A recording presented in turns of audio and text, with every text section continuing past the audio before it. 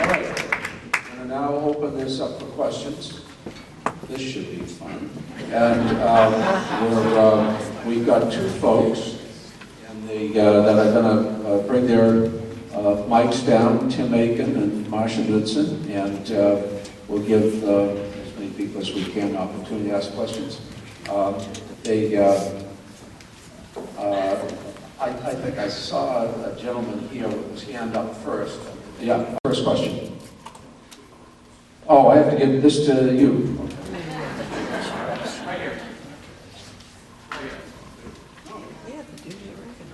Yeah, that's the way you normally do it, but we'll go here, then here on first. Hello, my name is John Burroughs. I've been living in Arlington County for the last 25 years. I was born and raised in Waterbury, Connecticut. Almost 65 years ago, came down here in '74, and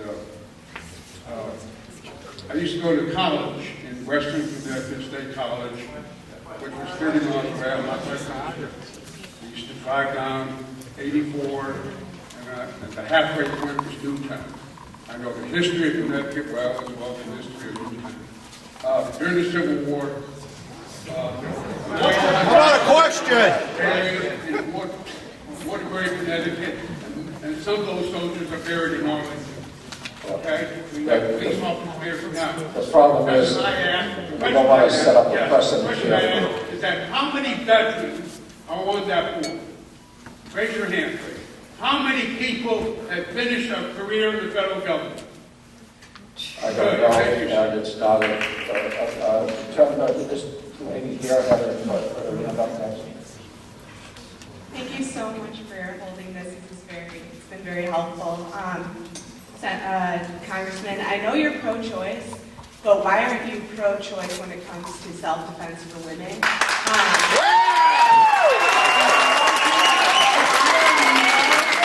You go, girl! And like to tell women how they should defend themselves. For example, why don't you guys listen to the young rape victims in Colorado when they said that if they had a gun that they could have prevented their attacker?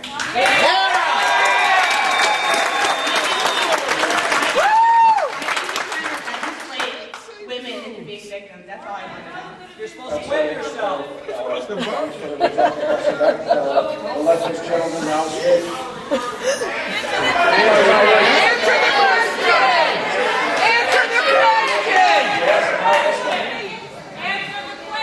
I did. I choose to take that position. We're gonna have to limit these questions to maybe 15 seconds or so to get the question out. Quiet! Go ahead. A couple of statements first of all. When the government purchases AR-15s, they somehow label them personal defense weapons. That's what's in your procurement documents. But somehow when the civilian market orders them, they're called assault rifles. So number one, can we please get our terminology down? It's the same for the government as the same as the civilian market. Second,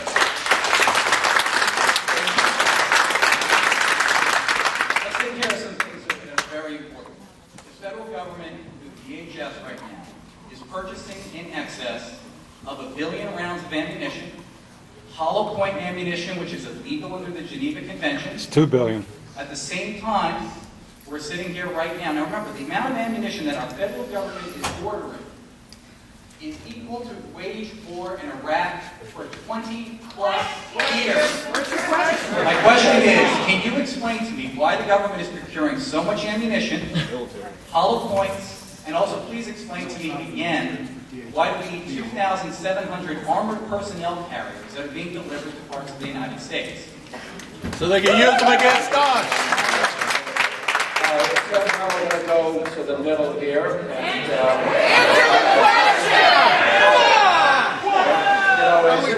as this goes along,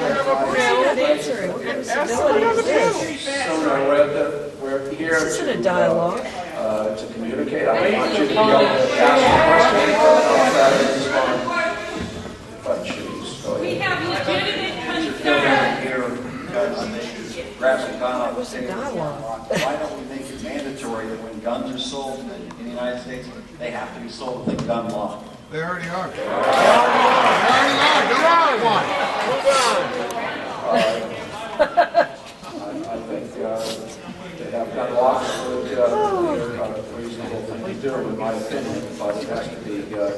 legislated. Now, Tim will get another couple of people in the middle, and then we'll go over there.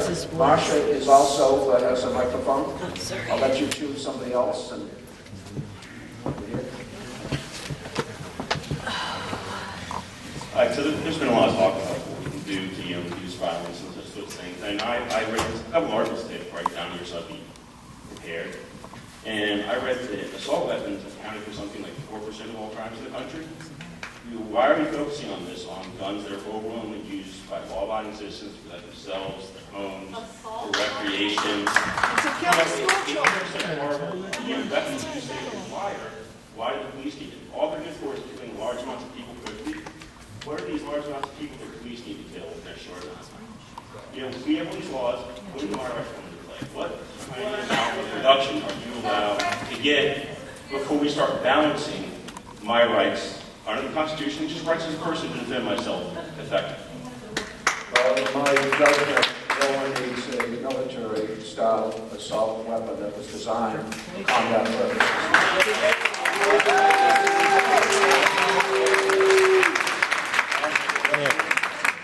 We should have flintlocks. Well, okay, we could do that. Most of these questions seem to be a matter of making a point and listening and a thoughtful response, but we'll go here and then we'll open it up to the panel. Hi, thank you, Congressman. As someone who does not support militarizing army, because I am very interested in knowing, and as an Arlington resident, what can we do here? What actually, of all the legislative proposals, has the most chance of having any traction in Congress that we should be supporting? And thank you very much for having this forum. Well, thank you. That's a question that a thoughtful response in terms of legislation that may have some serious chance of passage, and I'll let members of the panel respond.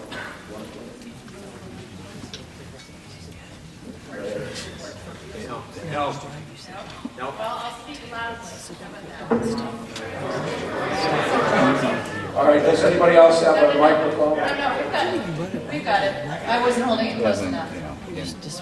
So, in the perspective of the 900 mayors, the 1.4 million supporters we have, the law enforcement working with and others, we believe that passing a bill that would require background checks for everybody, or virtually everybody, would not cover transfers between family members and other things, most likely, in the end. But that would be very helpful. As we look at it now, it's basically like if you went to the airport and there was a line where you could choose to go through a screening or choose not to. We know from the best data available, which is not as good as we'd like, but there's pretty good data, especially out of Michigan, that 40 to 50% of legal gun sales, we're not talking about illegal trafficking or anything, are done outside the background check system now. Because people are buying, understandably, over the internet. They're buying, informally in their neighborhoods. They're buying at gun shows, as they have every right to do. We're just saying keep up those marketplaces, but go through a background check. We hope that the trafficking bill, I think that has a very good chance of passing as well. That would do a lot on the criminal element. And the assault weapons ban, to address the question of the gentleman here, the best data, again, that we have is that it is a very small number of people per year, percentage-wise, who are killed due to assault weapons.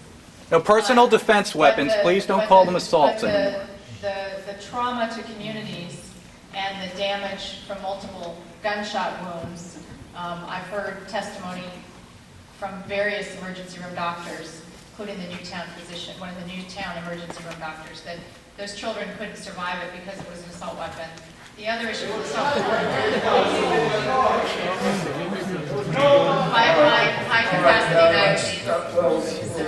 Anyhow, I hope that's helpful. Thank you. Masha, try that one. I had a two-part question for the gentleman who was discussing mental health regulations. Yes. You were describing the mental health regulations that we introduced here in Virginia after Virginia Tech. Do you feel that those were an effective policy? Would you say that worked well?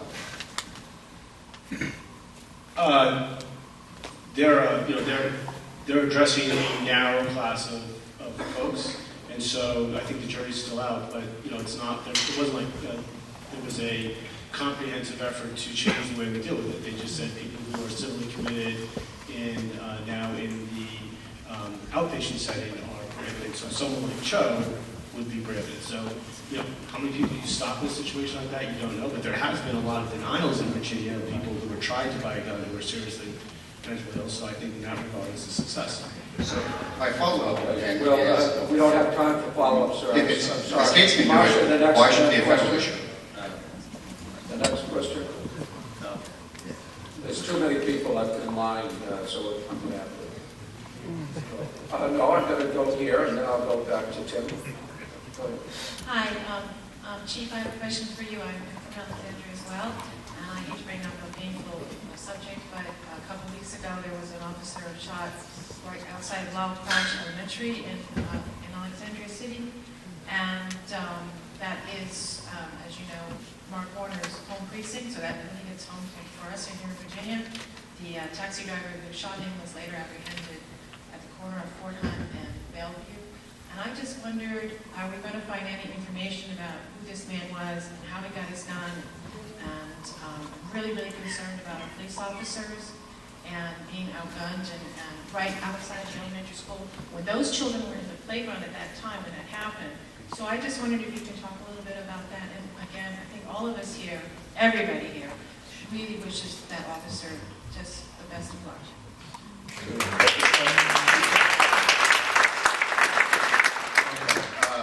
Focus on. For obvious reasons right now, that's kind of less than 2 weeks old, so the issue about that gentleman's background and his acquisition of weapon and stuff is still part about the prosecution of that case, so I can't discuss that. I will say, because you were concerned that it happened outside of an elementary school children playing there. That's also part of the tragedy that some of those kids may have witnessed that, but that unfortunately was a bit of serendipity. He was simply trying to stop a person to ask him a question, so the fact that they were at the school just happened to be at the school. If he had thought, I'm sure that there was any idea that there was going to be gunplay or something like that, we never would have stopped it around the school. But he was just making a simple investigative stop, and it just happened to be there. Thank you, Chief. The next gentleman. Thanks, you, Congressman. From listening to all y'all, it sounds like there's a whole lot of broken system going on, and it doesn't sound like on this end that it's due to the law-abiding citizens. It sounds like the states can't get their act together and put into the system the background check. It sounds like there's something like 20,000 laws on the books federally regarding guns. So at what point do you stop adding more paint on the wall over another coat and infringing on law-abiding citizens and actually enforce the laws that are already in place, like in Chicago, where every day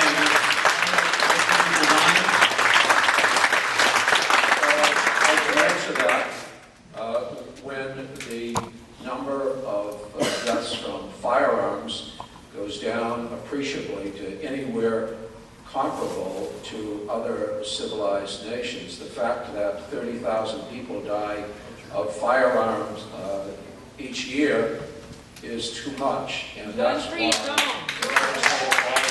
it's responding with legislation and regulations far weaker than what other nations have done who have been successful in saving lives that are now lost in the United States as a result of firearms. So when the death of innocent people is reduced, when we don't have horrific situations such as in Newtown, Connecticut, when 20 little kindergarten children are savagely shot to pieces, yeah, then we will probably be less aggressive.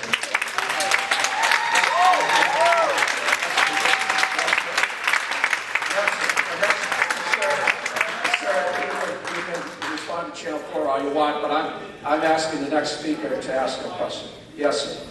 Yeah, my name is Bill. I'm also from Alexandria. And the question is for Karen. You mentioned briefly the School Safety Act sponsored by Senator Boxer. Could you expand on that? Is that going to be a grant program? Is it going to be matching? Who's actually going to be able to submit grant requests on that?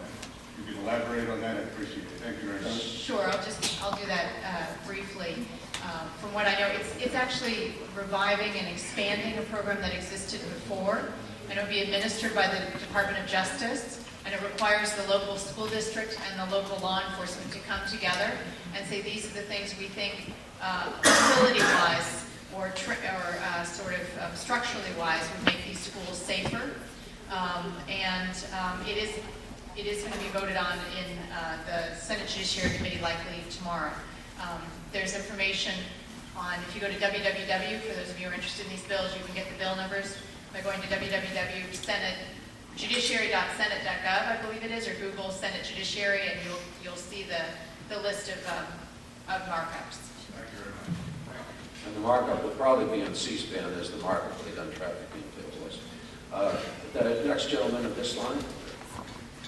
Congressman, I understand that you don't think our laws are strict enough here. My question is, as you I'm sure are aware, since 2005, the number of gun law prosecutions in this country has been decreasing every single year. I think, for example, in 2011, there were 78,000 reported instances of someone being denied on a background check, which is illegal, and of those, about 44 were prosecuted. So even if you pass a stricter gun law, if we're not willing to enforce what's already on the books, how do you expect that to do anything?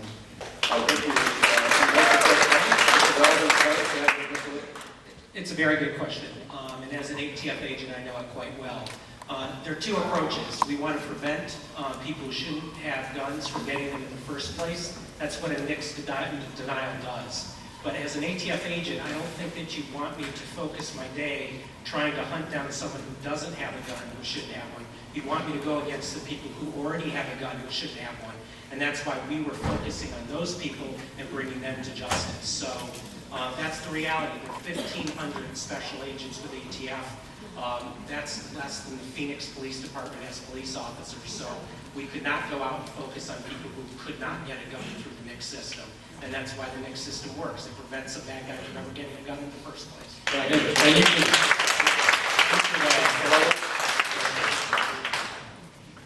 Background checks largely Mike. because gun dealers who are largely responsible business people who don't want bad guys to get guns enforce the law. When they turn someone down, the background check system's working, the law is being enforced. It could be enforced better if the person was arrested, but even when a person's not arrested, it's worked. And that's been, and you can relies on responsible business people in the gun business, and unfortunately there are a lot, and that's why it does work. So You can also rest assured here in Virginia, we do our share of state prosecutions, so we prosecute about 1,000 line-bys a year here in Virginia. So a lot of these cases are dual jurisdiction. They're state and federal crimes. So if you lie in background check form, it's a crime under Virginia law as well. And because we have better resources under state police, the state police will often do the arrest, investigation, prosecution, where ATF is under-resourced and hard to do that investigation. So here in Virginia, we do a great job of prosecuting through our state police for those types of infractions.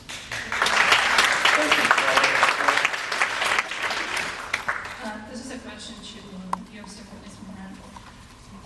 I'm curious, it says here that one of the measures you promoted or co-sponsored in order to reduce gun violence is to restrict ammunition magazines to 10 rounds. And that's something that many other people in Congress are trying to do. My question is, if the city of Alexandria, after doing a full background check, trusts me to have a concealed carry permit, why am I being limited to 10 rounds when we know that some people, small people like me, cannot use high caliber guns because we cannot handle the recoil?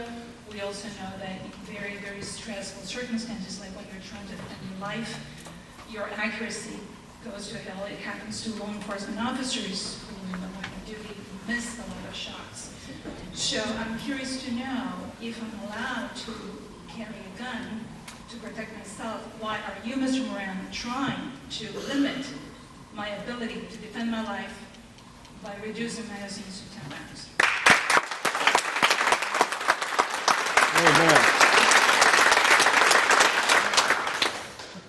Far more people are likely to die of guns in the home who are innocent members of the intruders into that home. I'm going to answer your question. I can't imagine why anyone needs more than 10 rounds.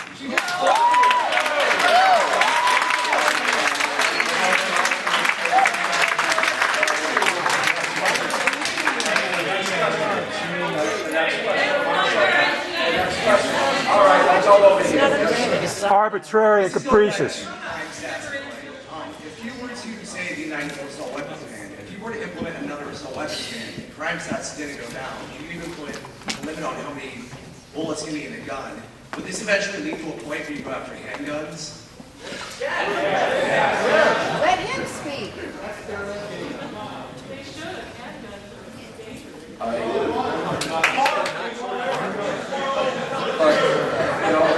I can understand that there are always going to be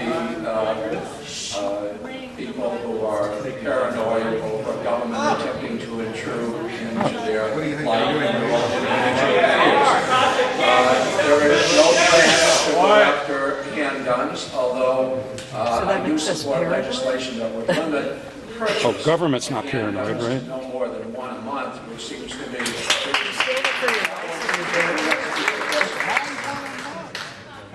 Yes, I'd like to know where you got your statistics that the amount of households in the United States because we stand up for our rights. is going down. Because a recent Gallup poll said that at least half of the households in the United States, I think it was 49%, own guns. So it is not going down. And that was a Gallup poll. Where did you get your statistics? Well, we can look. Just tell me where. You make a statement. Just tell me where. Okay. I will simply tell. I read voraciously, and one of the things that I have read is that while the percentage of the population who own guns has stabilized, even reduced it a bit, it is not proportionate to the increase in the purchase of guns, which means that more people own more guns, but in terms of the proportion of population buying guns, the last statistics showed that that was actually leveling off and declining some. So I'll look at it again. Can I address that? Congressman, can I address that? I know I'm going to have to, because it's going to get interminable. We'll have one question that you can ask. It's from the NORC study. It's from the University of Chicago, the NORC study. It's a longitudinal 40-year study that shows the percentage of gun-owning households has gone down. Gallup has a similar decline, not as strict, not as much as the NORC study, but the NORC is the gold standard, and it's been showing decline in household gun ownership for decades. So it's Thank you, Mr. Horowitz.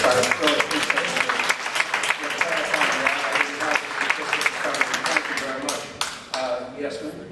Yes, sir. I'm an Army veteran. I have deployed. Thanks for your service. Thank you.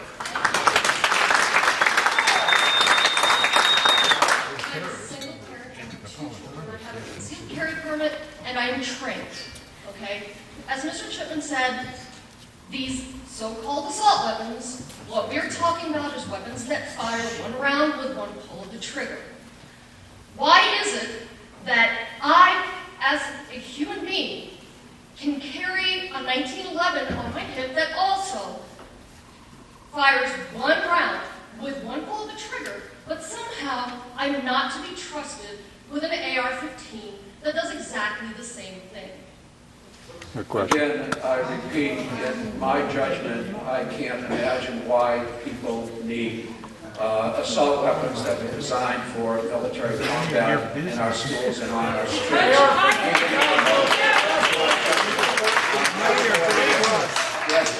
Yes, ma'am. We don't need your opinion, we need law. People talk about gun violence and horrific tragedies.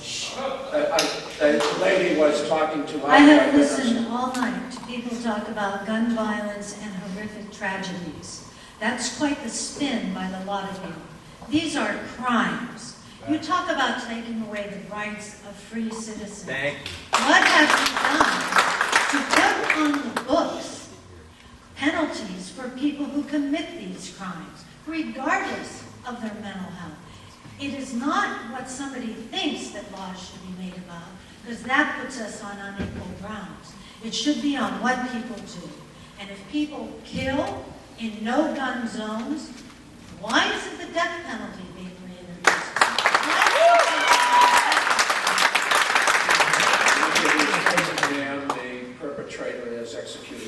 death penalty, they committed suicide after committing if they don't? these acts. But when they murder people, if they're still alive, they are invariably prosecuted, and I trust they will prosecute it to the extent of the law. But it's after the fact that they're prosecuted, and I'm trying to save lives before they're prosecuted.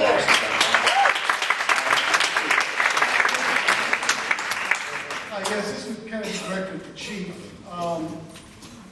What we've noticed is the high body counts when there are these massacres are all in gun-free zones. Right. It makes sense to get rid of the gun-free zones. Whatever weapon they're using, they're all helpless and they all die. And this happened across the board. And just to note, we don't have registration in Virginia, and we don't have waiting periods. And I hope we have neither. It's terrible.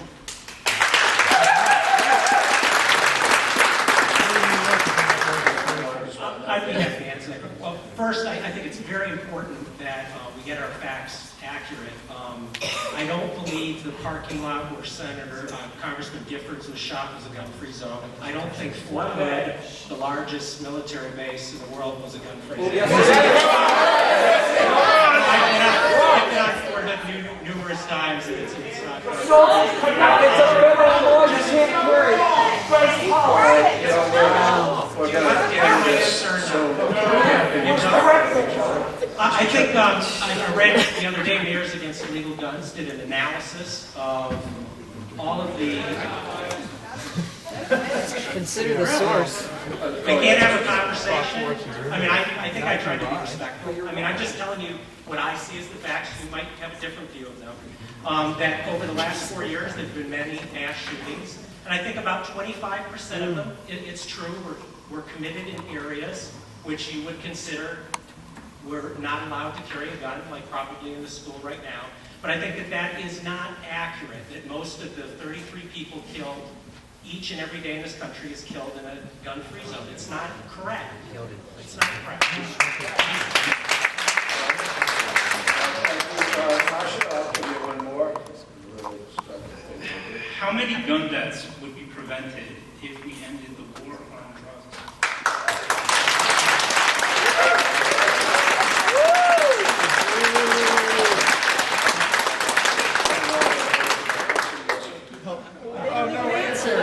I said I don't know the answer to that question. Bueller.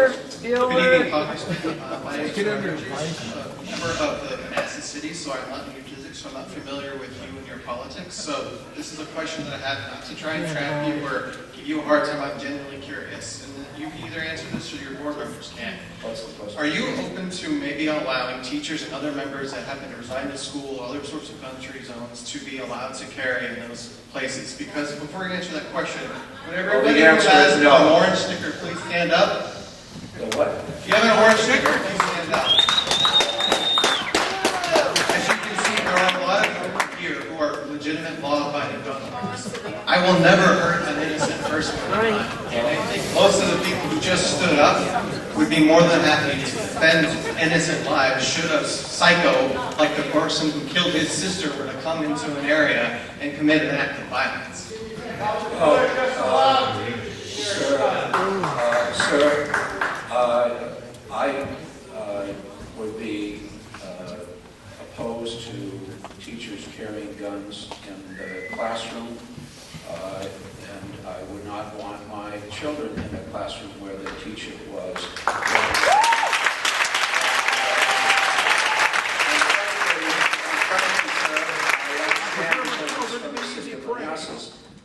But I know this community well enough to know that the people standing up in this auditorium are not representative of the majority of the residents of the city.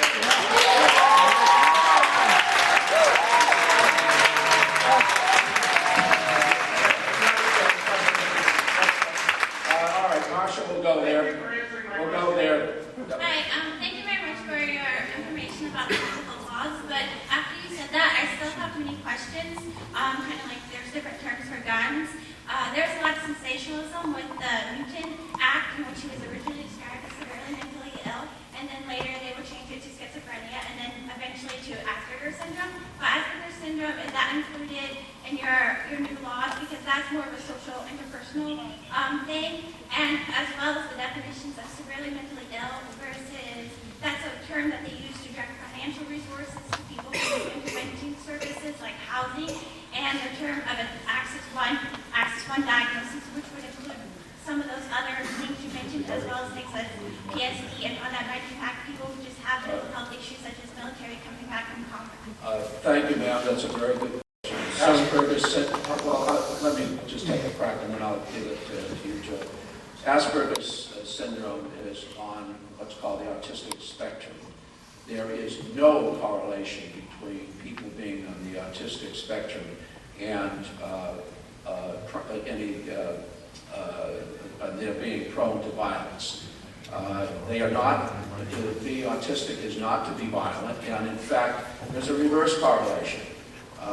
Many people who are on the autistic spectrum are least likely to engage particularly violently. So Asperger's syndrome would not qualify as a mental illness that would disqualify people. But Josh?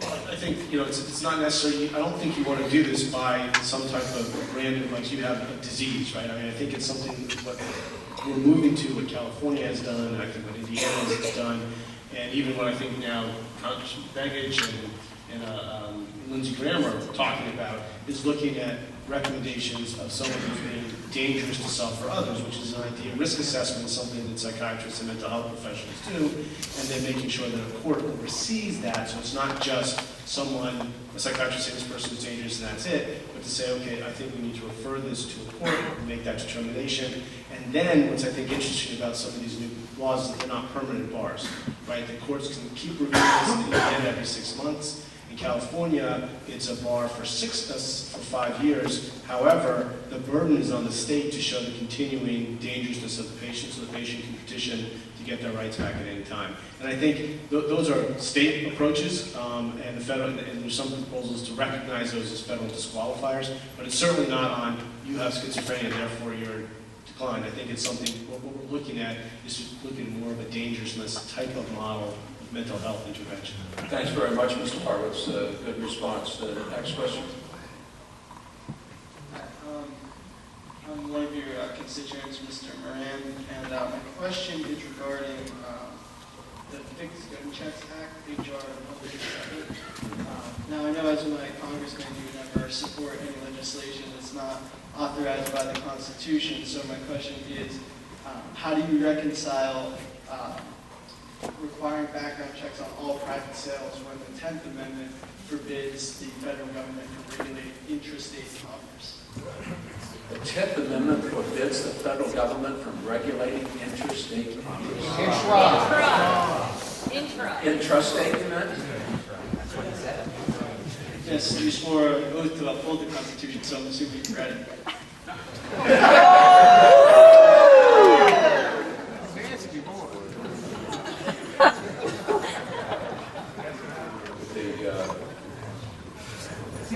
Guns carry between states, and it's been determined that much of gun violence is a result of interstate commercial transactions, and that it's clearly regulated. The federal government has the authority to regulate, and to regulate the laws that are being considered are not in any violation. Is he going to sleep or what? Prozac.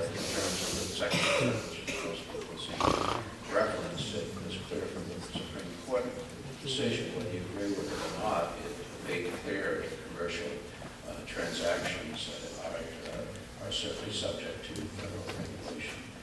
Somebody get the congressman some coffee or something. The current background check system that we have has been upheld by the Supreme Court. All the Fixed Gun Checks Act would do is extend that to unlicensed sales by unlicensed people, and they would be fed through FFLs, licensed firearms dealers. So there would be no additional constitutional issue here. And again, that's been settled already by the Supreme Court. And this is really, it's the only way to enforce the prohibition on felons and other dangerous people from getting guns. And if you didn't have background checks, you would have to go to the old lie and buy system, which is a felon walks into a gun store and you ask the felon, are you a criminal? And if they say, no, I'm not, you have to accept the word of the felon. That doesn't make any sense. And that's why we see 74% of NRA members and gun owners supporting this sort of system. And it's clearly constitutional. Thank you. That's actually a good transition. You say that, on the surface, universal background checks sound like a good idea, but the only way to enforce it, as you just said, is with registration. Essentially, the chief also mentioned registration. It might not be the intention of your administration to come take guns or confiscate guns, but what about the next administration or the next one, or the one after that? I don't have any intention of registering any of my guns.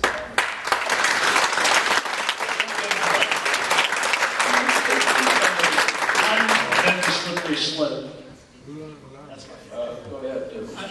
I'm familiar with the slippery slope argument, and I understand where you're coming from. I think first we need to know some facts, though. First, under federal law, it is unlawful to create a registry of firearms. And as an ATF agent, that's why it was so difficult to trace guns, because unlike TV, I couldn't plug a serial number of a gun into my iPhone and find out who owned it. In fact, the most frustrating experience as an ATF agent is when gun owners, maybe not as informed as you, would call my office because their firearm had been stolen. And they'd ask me, could you describe the firearm that I used to own, because I didn't write down the serial number? And I would say, no, it's actually illegal for me to know. The other experience you can talk about is the experience in California, where firearms are in fact registered. Only Texas has more gun dealers. They sell hundreds of thousands of weapons every year. And right now there's a list of 30,000 prohibited people they can't even get out to take the guns away. So this slippery slope, if it were to happen, I mean, to me it's closer to a fantasy. I understand hypothetically we could agree that maybe, but I just don't see that as a reality. What I see the reality today is cops need help catching bad guys with guns shooting people. And making them pass a background check would be a huge help.